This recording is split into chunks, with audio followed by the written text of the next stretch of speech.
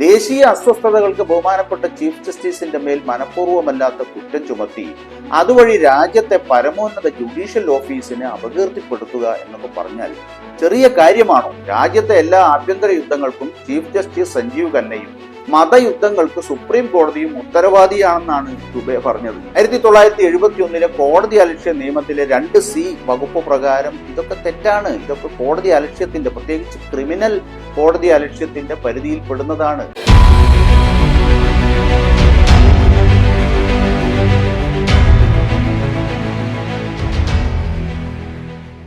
വിധി അനുകൂലമായാൽ ബർമുഡ, എതിരായാൽ വള്ളിക്കളസം. ഈ നിലപാടിലാണ് ഇപ്പോ ചില BJP നേതാക്കളുടെ പ്രതികരണം വരുന്നത്. അല്ല, ആ പറഞ്ഞവന് 8ന്റെ പണി പുറകെ വരുന്നുണ്ട് കേട്ടോ, വന്നിട്ടുണ്ട് ഇപ്പൊ തന്നെ. സുപ്രീം കോടതിയുടെ അന്തസ്സും അധികാരവും താഴ്ത്താൻ ലക്ഷ്യമിട്ടിട്ടുള്ള ഒരു നടപടി, അത്യന്തം അതിശയകരവും തെറ്റിദ്ധരിപ്പിക്കുന്നതുമായ ആ പ്രസ്താവനകൾ നടത്തിയതിന് BJPയുടെ MP, 4 വട്ടം MP ആയ ആളാണ്, അതിനുള്ള പക്വതയൊന്നും അയാളുടെ കയ്യിലില്ല. നിഷികാന്ത് ദുബെക്കെതിരെ കോടതി അലക്ഷ്യ നടപടികൾ ആരംഭിക്കാൻ അനുമതി തേടി അറ്റോർണി ജനറൽ R വെങ്കട്ടരമണിക്ക് കത്തയച്ചു കഴിഞ്ഞിരിക്കുകയാണ്.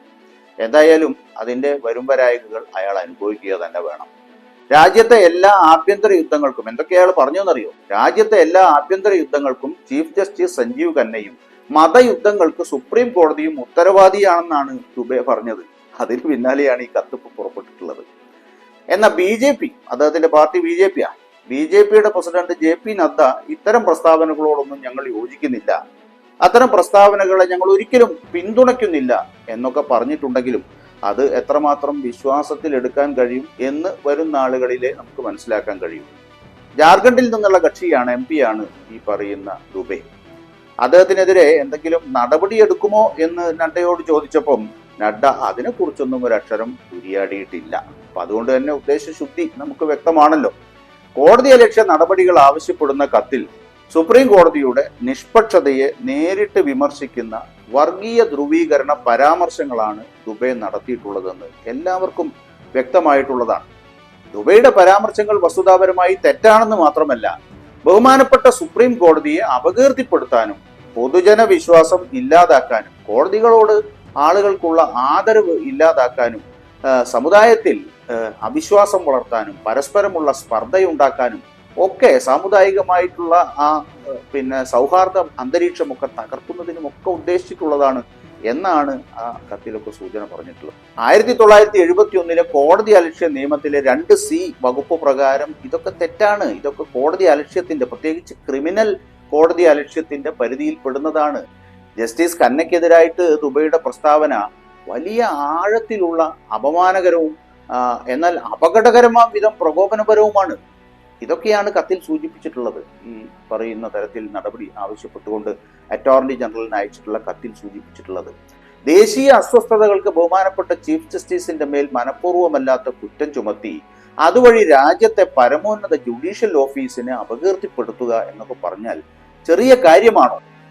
ഇതൊക്കെ പൊതുജനങ്ങളിൽ അവിശ്വാസം, ഈ ജുഡീഷ്യറിയോടുള്ള അവിശ്വാസം, രോഷം, അസ്വസ്ഥത എന്നിവയൊക്കെ ഉണ്ടാക്കാൻ ശ്രമിക്കുക എന്നല്ലാതെ എന്താണ് ഇതിൽ കൂടുതൽ പറയാനുള്ളത്? യാതൊരു അടിസ്ഥാനവുമില്ലാത്ത അത്തരം ആരോപണങ്ങൾ ജുഡീഷ്യറിയുടെ സമഗ്രതയ്ക്കും സ്വാതന്ത്ര്യത്തിനും നേരെയുള്ള ഗുരുതരമായ ആക്രമണമാണ് എന്ന് ആർക്കാണ് അറിഞ്ഞുകൂടാത്തത്? 1971 കോടതി അലക്ഷ്യ നിയമപ്രകാരം ഇത്തരത്തിലുള്ള വിഷയങ്ങൾക്ക് അടിയന്തരവും മാതൃകാപരവുമായ നിയമപരിശോധനയ്ക്ക് അർഹമായ ഒരു പ്രവൃത്തി ആണ് വേണ്ടത് എന്ന് ആവശ്യപ്പെട്ടുകൊണ്ടാണ് കത്ത് പുരോഗമിക്കുന്നത്.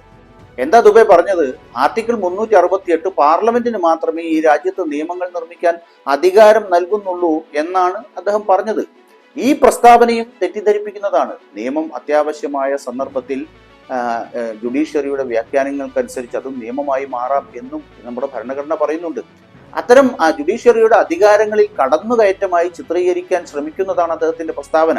അതേസമയം യഥാർത്ഥത്തിൽ ആർട്ടിക്കിൾ 141, 142 ഇവിടെ നീതി നടപ്പാക്കപ്പെടുന്നില്ലെങ്കിൽ അതിൽ ആക്ട് ചെയ്യാനുള്ള അധികാരം സുപ്രീം കോടതി കൊടുത്തിട്ടുണ്ട് 142.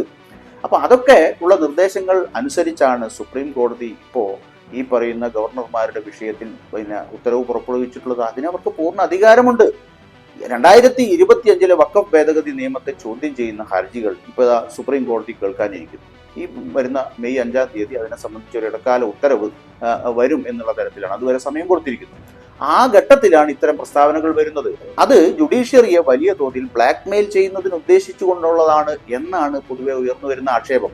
അതോടൊപ്പം സുപ്രീം കോടതിക്ക് അധികാരം നൽകുന്ന ആർട്ടിക്കിൾ 142 ജനാധിപത്യ ശക്തികൾക്കെതിരായിട്ടുള്ള ആണവ മിസൈൽ ആണെന്നാണ് മറ്റൊരു നമ്മുടെ ഉപരാഷ്ട്രപതി പറഞ്ഞിട്ടുള്ളത്.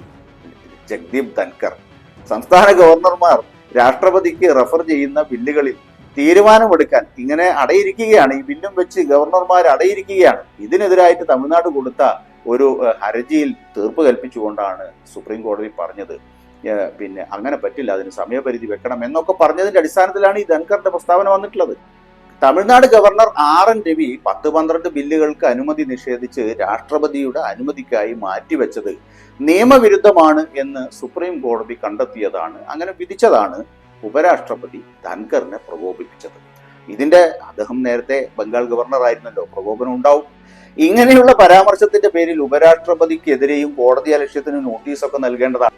പക്ഷേ ഭരണഘടനയുടെ അത്യുന്നത പദവിയിൽ ഇരിക്കുന്ന ഒരാളാണ് ഉപരാഷ്ട്രപതി. അദ്ദേഹത്തിനെതിരെ അങ്ങനെ ഒരു നടപടി എടുക്കുന്നത് സാധ്യമല്ല. എന്തായാലും ജഗ്ദീപ് ധൻകറിന്റെ വാക്കുകൾ വാവിട്ട വാക്കുകളാണ് പ്രയോഗിച്ചിട്ടുള്ളത്. ഇതിന് എതിരെ പ്രതിപക്ഷം ശബ്ദിക്കേണ്ടതുണ്ട്. പ്രതിപക്ഷം ധൻകറിനെതിരെ പാർലമെന്റിൽ ഇംപീച്ച്മെന്റ് പ്രമേയം കൊണ്ടുവരികയാണ് വേണ്ടത്. അതാണ് ഏറ്റവും പ്രധാനപ്പെട്ട ഒരു കാര്യം. കാരണം ഇത്തരത്തിലുള്ള പ്രതികരണം പ്രതിപക്ഷം കാണിക്കേണ്ടതുണ്ട്. അത് പാസ്സാകുമോ ഇല്ലയോ എന്നതൊക്കെ പിന്നത്തെ കാര്യം.